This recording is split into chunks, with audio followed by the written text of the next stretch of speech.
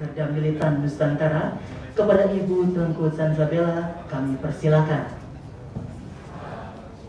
Assalamualaikum, Om Swastiastu, Om Namo Buddhaya, Shalom, salam kebajikan. Sebelumnya saya berterima kasih kepada Bapak Senator Ratu Aji Arya Wedakarna dan saudara-saudari yang sudah hadir di sini.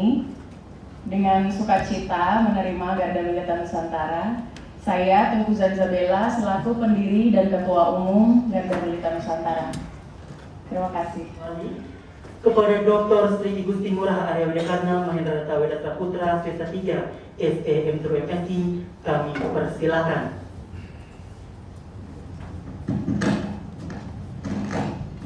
Baik saudara-saudara sebangsa dan setanah air, khususnya tamu-tamu dari Dewan Perwakilan Daerah Republik Indonesia, mari kita bagikan salam kemerdekaan kita. Merdeka, merdeka, dan merdeka. Merdeka! Merdeka! Merdeka! Merdeka! Merdeka! Merdeka! Om Swastiastu. Om Swastiastu. Assalamualaikum warahmatullahi wabarakatuh. Salam sejahtera, Shalom, Om Namo Buddhaya, Rahayu, Rahayu. Saudara-saudara yang terhormat, Ibu Ketua Umum Garda Militan Nusantara, Ibu Tengku Sansabela, beliau adalah tokoh perempuan Hindu asal Sumatera yang sudah menjadi Dharmika, yang merupakan juga tokoh militan untuk membela Pancasila, melindungi hak-hak minoritas di Republik Indonesia, dan bersama didampingi oleh Bapak Sekjen, beliau Sekretaris Jenderal dari Garda Militan Nusantara bersama pengurus dari DPP dari Jakarta, yang terima kasih sekali bahwa pada hari ini semenjak beberapa hari yang lalu kami monitor sudah beracara di Provinsi Bali, dan sebentar lagi akan ada pengukuhan, ya kalau tidak salah, untuk pengurus dari Garda Nusantara, Garda Militan Nusantara untuk wilayah Provinsi Bali.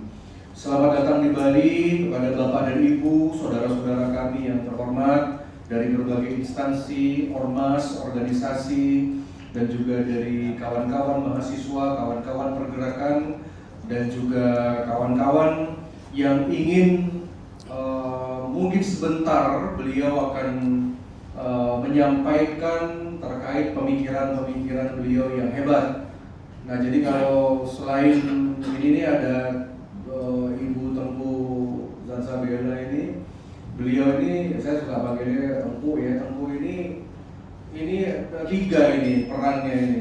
Yang pertama itu beliau itu adalah sebagai tokoh perempuan Hindu yang memang berani gitu bicara begitu apa adanya dari perspektif nasional ya. Jadi beliau bukan orang Bali, beliau keturunan bangsawan di Sumatera. Jadi beliau walaupun punya seorang suami anggota polisi kan gitu ya, tapi mungkin lebih pede lagi karena suaminya orang Bali kebetulan suaminya, jadi beli tengah kan gitu, jadi mungkin lebih pede percaya diri. Tetapi pandangan-pandangan beliau itu luar biasa. Yang kedua, beliau ini juga seorang nasionalis. Ini begini-begini ini pandangannya terhadap politik Indonesia ini luar biasa loh. Ya, beliau adalah salah satu tokoh yang mendorong untuk penundaan pemilu, mendorong munculnya presiden ya, capres yang memang benar-benar nasionalis. Ya, saya bicara dengan beliau ini memang keinginannya ya, kalau ditanya siapa yang paling layak menjadi pemimpin nasional, jawabannya sama dengan saya, Pak Jokowi kan gitu, tetap Pak Jokowi gitu ya. Mau nanti amandemen kayak, mau nanti apapun ya, walaupun menteri bilang nggak ada, bagaimana kita tetap aja ide dan gagasannya ya Jokowi 3 periode kan begitu ya, Jokowi amandemen undang-undang dasar. Jadi beliau tokoh penggerak ini. Yang ketiga, ini beliau ini juga satu-satunya mungkin wanita Indonesia, satu-satunya orang di Indonesia ini yang berani melawan artis Nikita Mirzani ini. Jadi kalau dilihat itu kan selama ini kan Nikita Mirzani kan terkenal tuh sebagai artis yang pokoknya bicara. Tapi semenjak ada Tengku Sansabella ya mungkin mendapatkan lawan seimbang kan begitu ya. Jadi makanya sekarang agak adem kan. Nah ini kemarin ada komentar itu ya, ini katanya beliau ini adalah seakan-akan seperti Luna Maya versi brutal gitu ya. Tepuk tangan untuk beliau dulu ya. Jadi saya ini ya mungkin sebentar kita akan lebih banyak berdialog karena saya cuma fasilitator saja, saya cuma pendengar aja pada hari ini. Kemarin bulan apa itu ya kita buatkan acara ya, Februari ya. Februari ya, jadi awalnya gini, kenapa saya bisa kenal sama beliau nih? Awalnya pertama tuh kebetulan di TikTok tuh ada FYP gitu. Muncullah beliau gitu ya. Dia dengan tatonya itu masih kelihatan ya tatonya ya. Dengan tatonya yang gagah gitu, yang ini kok yang beliau ini Tengku ini sudah menerapkan yang namanya teori bagaimana sosial politik, karena saya sebagai seorang doktor sospol. Artinya kalau Anda ingin menjadi perhatian, center of attention, saudara-saudara itu harus berbeda dulu, harus melawan arus dulu. Saudara-saudara ini harus berpenampilan berbeda dulu. Kalau nggak begitu, apa bedanya dengan orang-orang yang di luar sana yang mungkin standar-standarnya tuh biasa-biasa saja gitu loh. Kalau kita cari orang cantik, orang ganteng, orang pinter, orang yang mungkin jago ngomong itu di jalan tuh banyak gitu. Tapi yang membuat kita sampai noleh ketika FYP itu sampai begini loh. Siapa ini orang ini? Dan kita do research gitu. Jadi pertama kali itu beliau itu muncul ya, mungkin karma gitu ya. Pas saya jarang pegang handphone, tiba-tiba bicara Hindu. Ini kayaknya nggak, saya belum tahu kalau beliau orang Hindu, tapi juga Tengku Sansabella. Ini orang Melayu kan gitu ya. Tapi bicara Hindu waktu itu masalah awalnya sesajen. Waktu ada kejadian sesajen yang ditendang ya. Bicara lantang, udah tuh nggak ada Bali-Balinya kayak gitu. Ini siapa nih, bule apa siapa ini, Arab atau bagaimana kan gitu. Kita lihat, saya pelajari dan bagaimana. Nah waktu itu datanglah itu WhatsApp WA dari Ibu Sukmawati Soekarno, Ibu Sukma WA saya. Ya itu bagus itu kalau kamu dijadikan teman seperjuangan untuk nasionalisme. Ya. Oh siap Bu, begitu ya. Saya cari tahu bagaimana akhirnya bisa komunikasi, ketemulah di Jakarta. Nah jadi pertama ketika bersama beliau berdua ketemu, saya menganggap ini gerakannya Ibu Sansadera ini bagus gitu loh. Cuman kalau beliau berjuang sendiri kayaknya kok sia-sia gitu loh. Maksudnya kekuatan beliau tuh akan lebih maksimal kalau didukung oleh banyak orang. Maka dari itulah, udah masuk aja nggak apa-apa. Yang baru datang masuk aja. Silakan protokol diatur aja. Jadi saya menganggap bahwa ketika seseorang itu seperti beliau itu boleh deh, nggak apa-apa di sini deh, di bawah boleh lah. Nggak apa-apa ya, sehat ya. Adik-adik panggil aja, yang penting denger aja. Panggil aja. Lesehannya gitu lah. Kita marah kok semua di sini. Santai aja. Memang harus santai aja. Ya, yang penting ada. Kadang-kadang. Jadi saya menganggap bahwa pada saat beliau itu ada, saya ini pikiran saya harus saya bantu. Tentu saya bantu. Karena kritis, tetapi harus dijaga. Dijaganya dengan apa? Pertama dengan organisasi. Dijaganya dengan suatu gerakan yang memang bersama-sama, karena pendukung beliau cukup banyak loh. Ya, jadi memiliki kekuatan massa, memiliki kekuatan untuk mempengaruhi. Kita lihat aja followernya di TikTok banyak, kemudian di Instagram banyak, kemudian pada saat memunculkan beberapa kasus-kasus yang viral di Indonesia, memberikan perspektif yang berbeda kan begitu. Nah akhirnya udahlah saya dukung. Jadi yang mendukung itu bukan Arya Widakarna saja, tetapi yang mendukung adalah Dewan Perwakilan Daerah Republik Indonesia. Ya, jadi kita buatkan acara, saya tantang lagi nih, saya kasih waktu. Saya kan orangnya suka nantang, saya nggak mau dong sembarangan kayak gitu. Kalau cuman sekedar kenal sama Haji AWK, salaman, foto, jepret, begitu udah biasa. Begitu saya nggak mau urusan sampai kayak begitu. Nah, tantang, udah buat nama organisasi. Yang nomor 2, kumpulkan kawan-kawan yang menjadi calon pengurus. Saya fasilitasi gedung, saya fasilitasi semua di gedung MPR, saya buatkan acara. Yang penting saya tunggu 1 bulan lagi, saya sudah harus dapat berita bagus, iya atau tidak, lanjutkan atau tidak, termasuk dari izin organisasi dari Kementerian Hukum dan HAM yang sekarang sudah sah. Ya, akhirnya tantangan saya dijawab, kita berikan acara. Kemudian pada saat di Senayan saya juga melihat teman-teman beliau itu datang ke Senayan. Ya, kemudian juga kawan-kawan yang ada di DPP juga sangat solid. Dan menurut saya, oh ini wajah baru untuk bagaimana membumikan Pancasila. Jadi kalau kita bicara tentang Pancasila, kita nggak bisa lagi bicara tentang hanya mungkin ada profesor, doktor, hanya misalkan orang-orang tua begitu ya. Harus ada wajah baru, revitalisasi. Makanya ketika acara kemarin di DPP, ketika beliau bawa teman-teman, saya nggak kaget. Ya ini mungkin organisasi pertama yang saya lihat, pertama orangnya itu good looking semua. Nah, ini seperti Bendung, seperti semua, ini Pak Sekjen. Ini udah selevel artis semua gitu. Saya lihat kan good looking, karena kuncinya good looking. Kalau sudah good looking, ngomong apa, orang kan perhatiin, sama seperti Bung Karno. Kenapa Bung Karno itu bisa dipercaya? Orang tuh sampai ngelihat Bung Karno tuh bengong, sampai terkesima, ya karena Bung Karno pintar memaintenance diri beliau gitu loh, menjadi seseorang yang gampang untuk diterima dan diingat. Oh, syarat pertama terpenuhi. Syarat kedua itu apa? Bukan kepintaran, keberanian.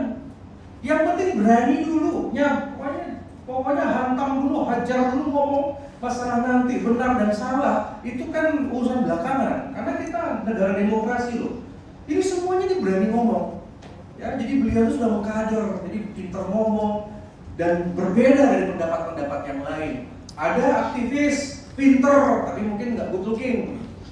Ya, ada yang good looking tapi tolol banyak kan begitu ya. Bodoh gitu ya, nyambung gitu ya. Jadi ini almost perfect ya. Barusan saya bicara ini gimana ini untuk masalah organisasi ini siapa ini sponsornya? Beliau mengatakan saya sendiri sih. Bagaimana beliau sponsori, beliau datang ke sana ke sini. Oh, artinya syarat ketiga sudah masuk, yaitu financial platform. Karena ngajak orang mondar-mandir seluruh Indonesia, ini perlu kos. Harus ada suatu orang yang memang berani berkorban. Makanya benar, filosofi menjadi seorang pemimpin, seorang organisatoris, itu kita harus ambil sistem dari negara-negara modern. Apa itu? Kita harus ready dengan financial platform. Karena organisasi itu bukan tempat kita mencari uang, tapi organisasi adalah tempat kita mengeluarkan dan menghamburkan uang. Disebut dalam agama Hindu itu catur purusa arte, dharma, arte, kama, moksa.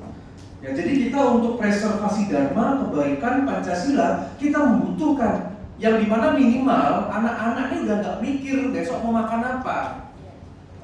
Jadi para pengurus ini nggak mikir besok saya mau makan apa, besok saya gimana ya absensi kerja gimana.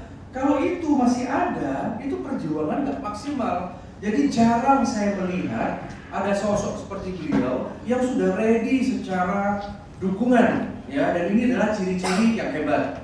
Nah tadi sudah ya, Kutukin sudah, berani sudah, harta sudah. Yang nomor 4 apa? Kecerdasan. Coba lihat dari YouTube beliau, dari TikTok beliau suka berpendapat, kadang juga itu langsung buat VT begitu.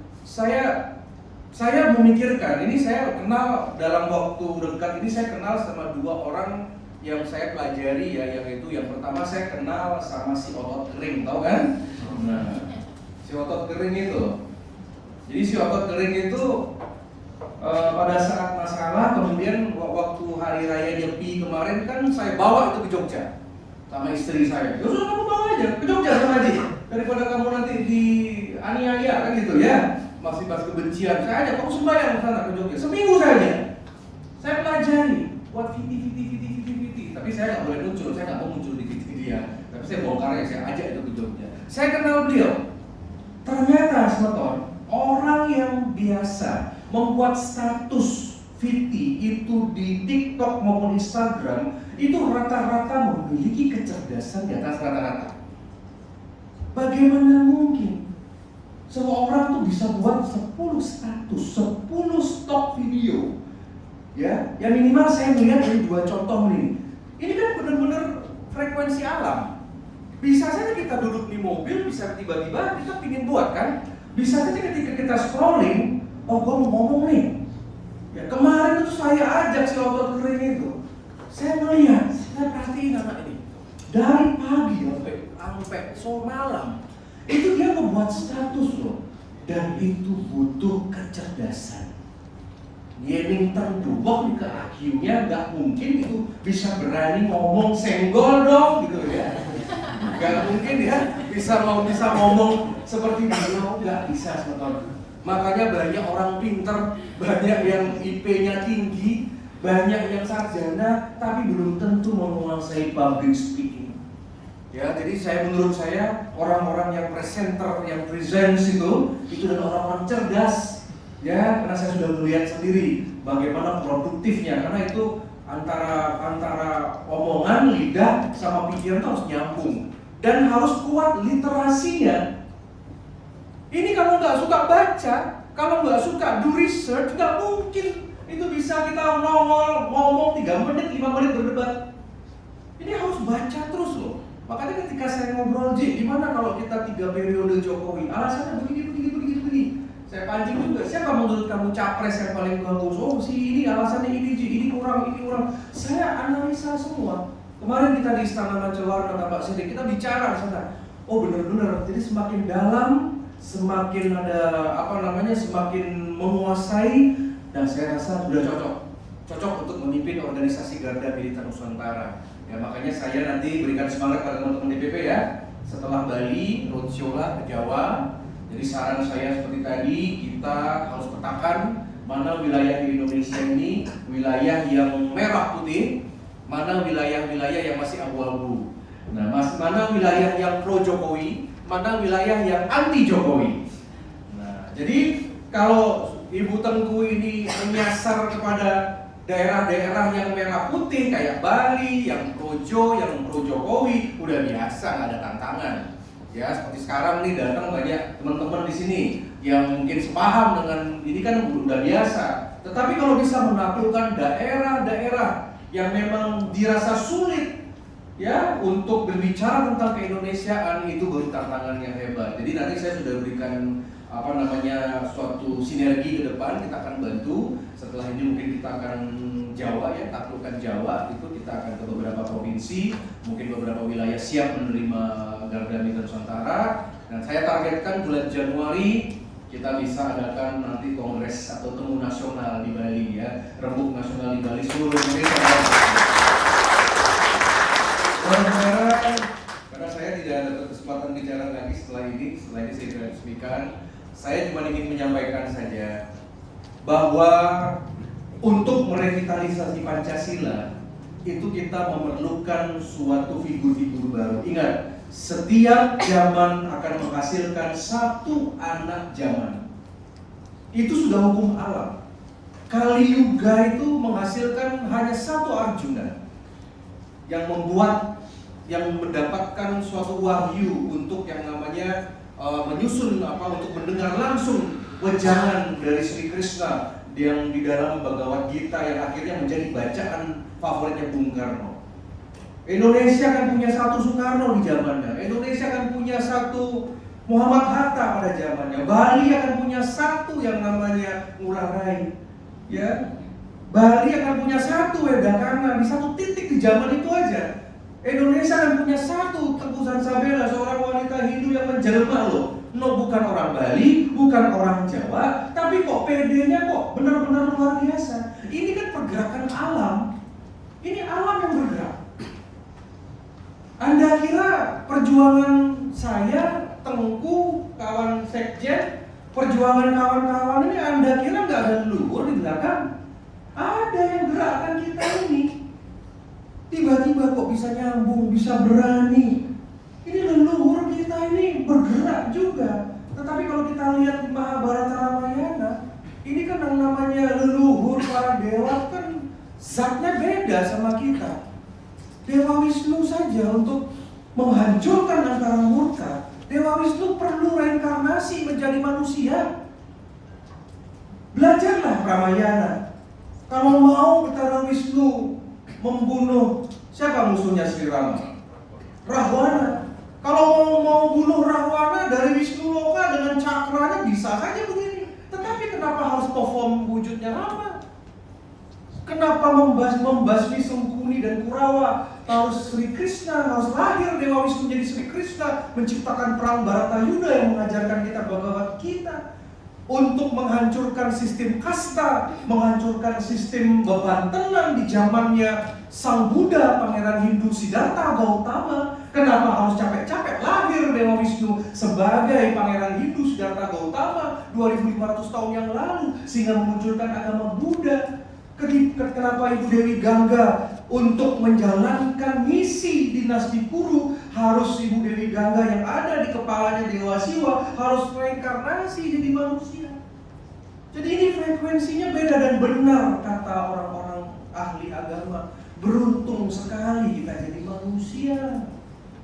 Sebaik-baiknya manusia adalah mereka yang bermanfaat untuk orang lain.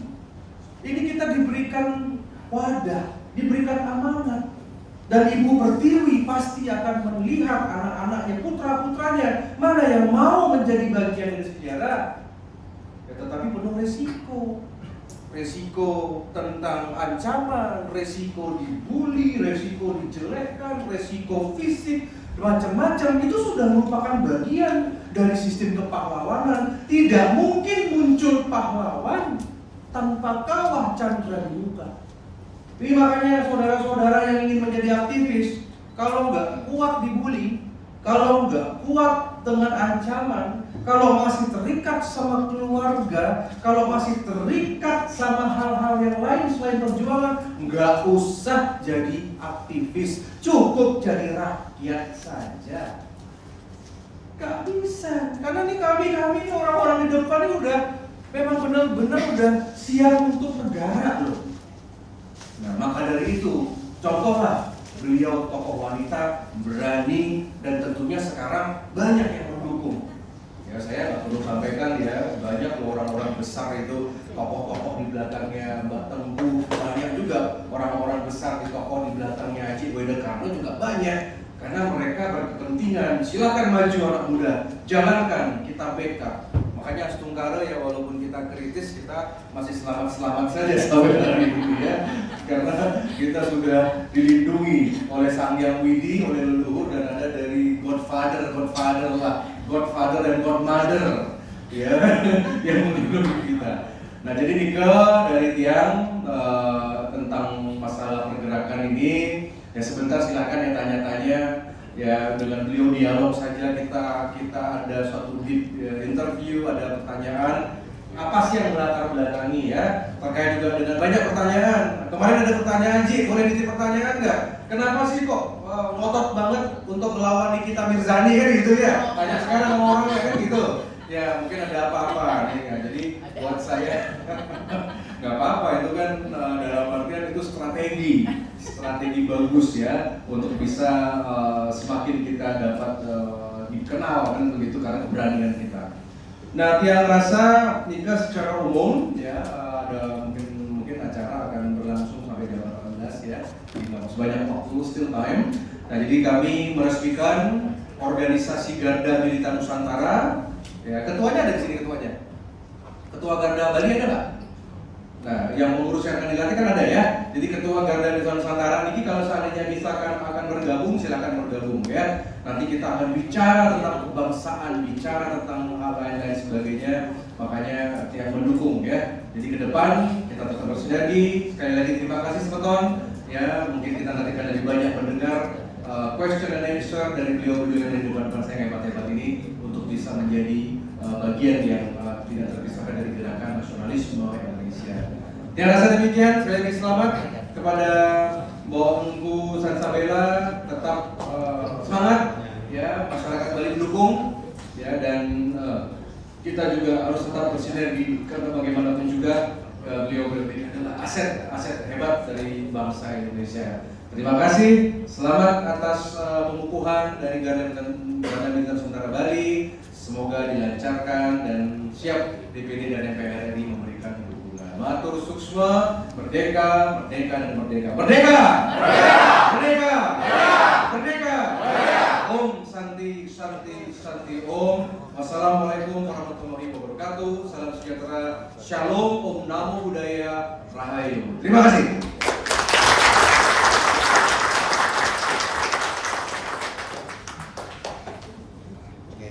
Baik hadirin, acara dilanjutkan dengan deklarasi kepengurusan Dewan Pimpinan Wilayah Garda Militan Nusantara Provinsi Bali oleh Ketua Umum Garda Militan Nusantara dan Senator DPD RI utusan Porsi Bali. Untuk itu kami persilakan untuk maju ke depan.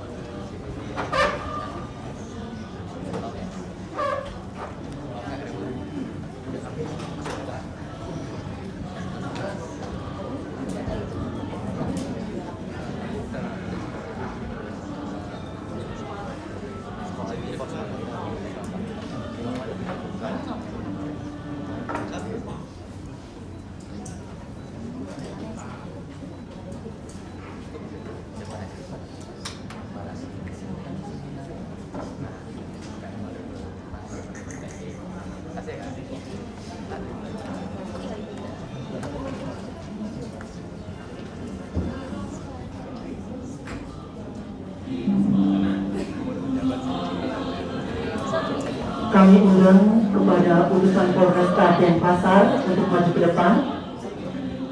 Kami persilakan kepada utusan Polres Denpasar Selatan.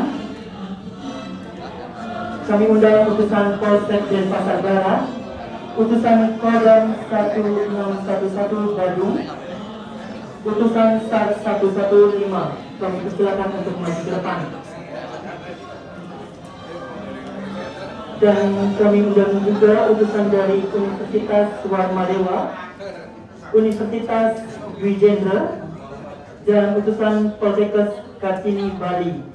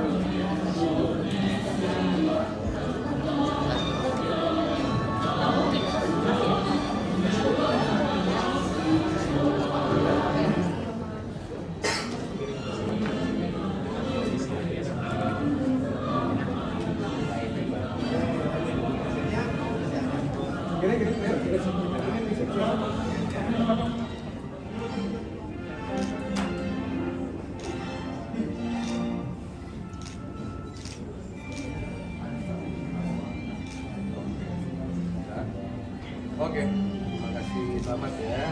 Dimohon untuk tetap di tempat. Acara dilanjutkan dengan pelantikan pengurus Dewan Pimpinan Wilayah Garda Militer Nusantara Wilayah Bali oleh Ketua Umum Garda Militer Nusantara, ditandai dengan penyerahan SK pengurus dan pembagian kartu tanda anggota Garda Militer Nusantara. Kepada Andi Irfandi kami persilakan. Mary Christina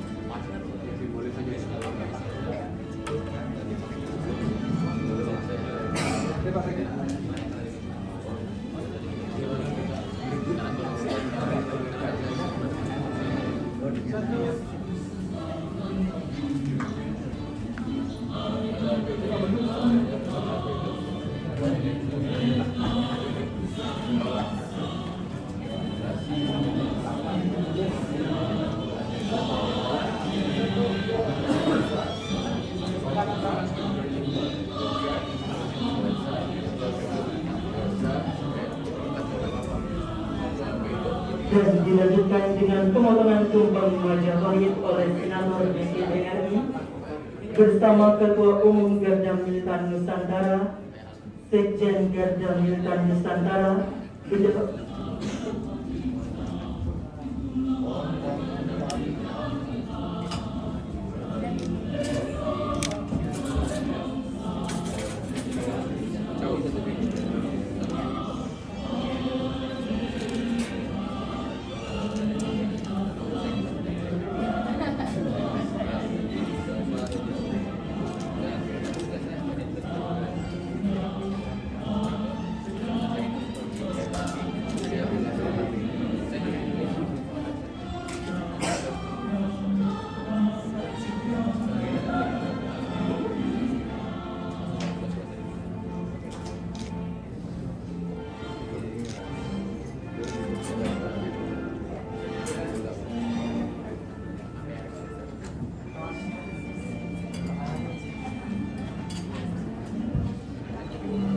Satunya Polri, satunya TNI ya.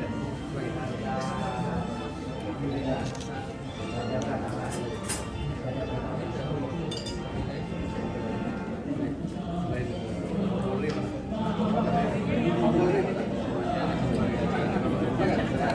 sekedar ya, simbolik ya.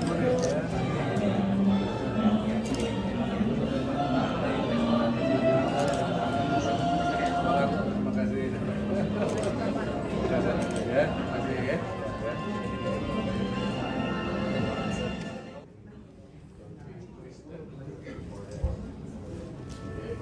Ada kamu? Ya, Dimohon kepada Senator DPD RI dan Ketua Umum untuk tetap di tempat. Dan kepada tamu undangan kami persilakan untuk duduk kembali.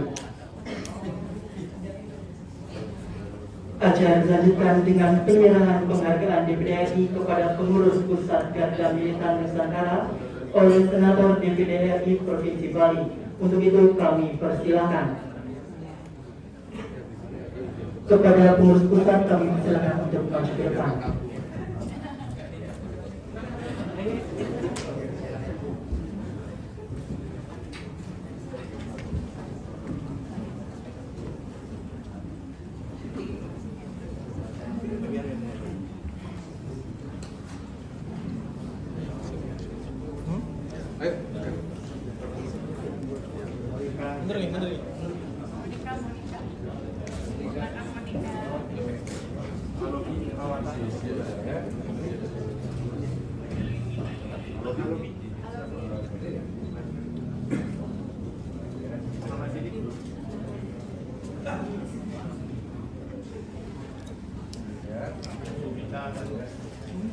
tugas ya. Kita ada yang lain ini.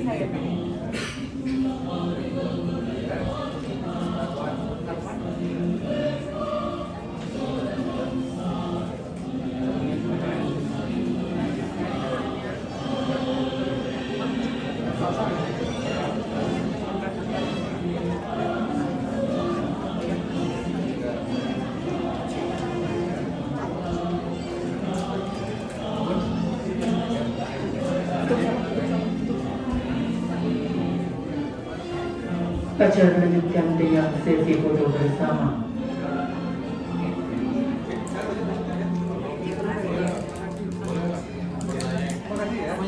Nanti ada diskusi. Silakan.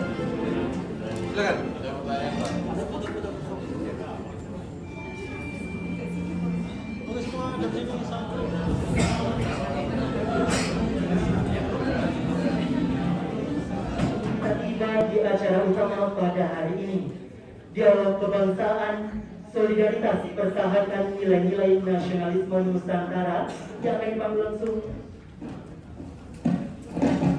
oleh Ketua Umum Garda Militan Nusantara. Untuk itu kami persilahkan.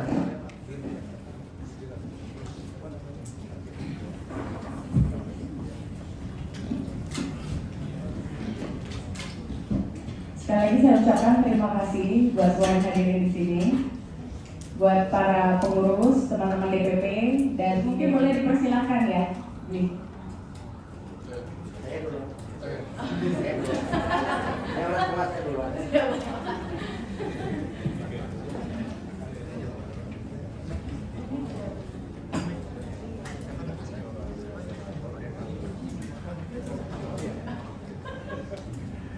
Bapak dan Ibu mohon izin, tampaknya kalau ada senator RI di sini jadi kaku ya.